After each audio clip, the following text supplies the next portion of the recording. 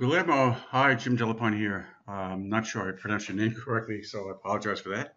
So I want to give you some video feedback here. You did a good job with the layer mask.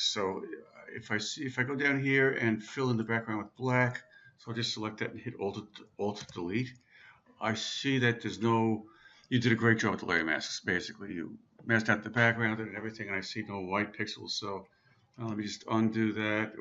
Let me just undo that, and then what I'll do is point out to you that, well, first of all, let's do this. So we have all these variety of area. It looks like you did a good job with the layer mask, but let me right click on the layer mask and disable it. That shows me the original image, the original background. So if I all click on the visibility icon, I see that that's the original image. Okay, so I can see that you did a good job on that. Now, what's wrong is the size. I had mentioned this several times to you. I told you it's a vertical format. So it's 8 wide, 10 high, not 10 wide, 8 high. All right, so I did mention this to you. You would fix that by doing this. There's a few ways you can do it, but the first thing I'll do is increase the canvas. In other words, you have to come up to be 10. So right now it's 8. So I'll go to Image, Canvas Size, and then we'll come straight up. So I'm going to click the down one, okay? It doesn't really matter because I'll make the height 10, all right? So once I hit OK, it's going to go an extra 2 inches up, okay? Because right now it's 8. So if I clicked here, it would go 1 inch up and 1 inch down. So I'll just do this. It doesn't really matter, okay? So now you have your guides in here, so that's good. So let's see here. What I'm going to do is bring another guide over for the 8 inches. So I'll come 1 inch in. I'm looking at the rulers here. So Control R, by the way, Control R, hires and shows the ruler. So this is another here.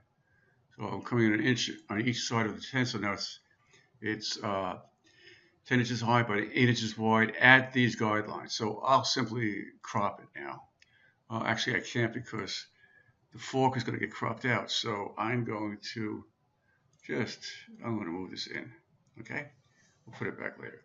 So now I'll go to my elliptical marquee, the rectangular marquee tool and click and drag around this area. It snaps to the guides, and then I'll go to Image, Crop. Okay, so there's another way to do this. I'll show you both ways. So if I go to the Crop tool, and I will just clear all these in here, and basically I'll drag these out to where I have the guidelines so that I know it's 8 by 10. Okay, there's another way to do this where I can type it in. So now I'll just hit this check mark. Okay, so now it's 8 by 10. So now you have to fit everything within this. So don't forget, it has to be within a 6 by 8 inch area. So I'll bring these guides over. So this goes here, and this goes here, and this goes there, and this goes here. So, and I'll just get rid of this. So this is the area that you need to be within. So you can see why the horizontal format doesn't work. So I'll just hide your flag here, for lack of a better word. Notice what I'm doing now. Just clicking on this, and it's going right to that layer. Wait a second. Why isn't it doing that? Huh, that's interesting. I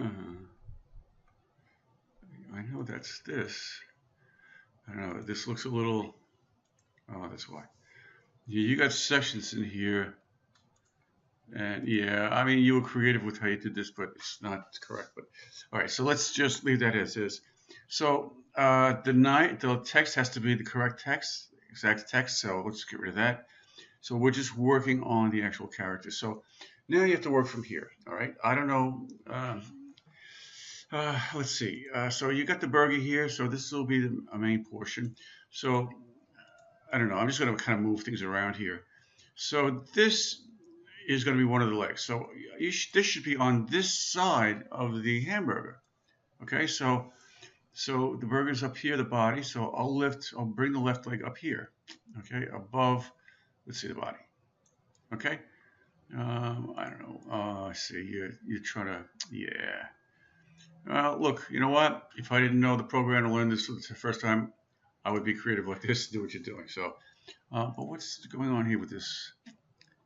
That's kind of a weird shape. So spacebar control gives you the zoom tool, and I'm going to click. Oh, okay, this is the shape of it. Okay, so I'm now going to drag this down here. So this will be one of the legs. Now you have the rolling pin that's going to stick through here that will basically allow it to pivot, the leg to pivot, which is a good idea. But as I said in my feedback to you, this is not the right angle. Okay, you have to get one so it's at the right perspective, and that's why web images are really not the best. So I'm going to bring this hinge up to a proportion here. All right. So you can't do something with Photoshop. I mean, it's amazing, but you're limited with what you can do. So I'm going to scale this down. All right. Notice I'm holding the Shift key as I scale. All right. That constrains it. Otherwise, it'll distort. So as you're dragging, holding the Shift key, it constrains it to the correct and keeps the correct proportions. So I would say about this size would be right, but you don't really have the right angle. So if you got kind of a side view or 3/4 view of a rolling pin from the side, that would work. And then what I would do is create the light mask for that, which I already have, and then mask out this area, making sure that you have 0%, 100% hardness, right? Then you could just kind of like, whoops. You see what I did here now? I made a mistake. I can tell right away. So let me just put this on pause and answer this phone. Okay, Guillermo, I had to take that call. So again, you look at the mistake I made, okay? So what I did was, and let me just undo that, Control Z, Control Alt Z, right here, okay? So I did not have the thumbnail for the layer mask active. So I have to have this active, and then I can go in and then mask out, okay? So just remember, you have to paint, you're painting with black. All right, so my suggestion also is to zoom in, spacebar control. Here's a little trick here. You want to reduce the paintbrush size. Use the left bracket key to reduce it, the right one to increase it, okay? So you want to make believe that this rolling pin is sticking into this chicken leg. So I'm going to make kind of an arc here, all right? So now if this was at the right perspective, it would look a lot better. All right, so this is going through the chicken leg and into the cheeseburger, all right? So then you can also then just make all this work and work it from here, basically, all right? You've got a number of things in here. Just keep it simple, but get all this other stuff right, okay? So let me just go back here. This is the, oh, whoops, okay. That's that, so of course fix this. What else can you do here? You could also make it look like the bun is covering the cheeseburger leg. Okay, so here's the leg again. Whoops, that's not the leg. Let me do this. All right, so this bun here, this part of the bun could cover that leg. So I would do that by masking out part of this leg to reveal the bun. So you select the layer mask. I'm going to go in. Now watch how you do this, okay? I'm going to just click here and just kind of mask this out and go over the bun a little bit. You don't have to be neat with this, okay? Then go back in and paint back in the leg by swapping this and painting with white. So I'll reduce my brush size, zoom in, and here's where you want to be. You know, you want to really nitpick and just carefully go here and here. And it gives the illusion now that the chicken leg is going under the bun. All right.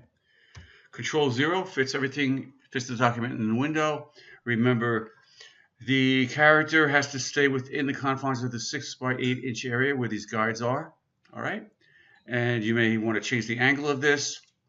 I mean, it can stick out a little bit like this, but when all is said and done, it needs to fit within there. Okay. You could also always do this kind of thing. You could click and shift click to get all these elements here to select them. And then you got this. So now Control T. All right, I'm going to move this center point here, and now I'll rotate that around that. Okay, hit enter to apply the transformation. And then you could essentially, actually I don't like that. Let me just spin it around. That works better perspective-wise. Then I would also move everything else down here or shrink this to something like that, and that could stick out at the top or even at an angle. Maybe you could have two of them, okay? All right, I hope that helps. Take care. Bye.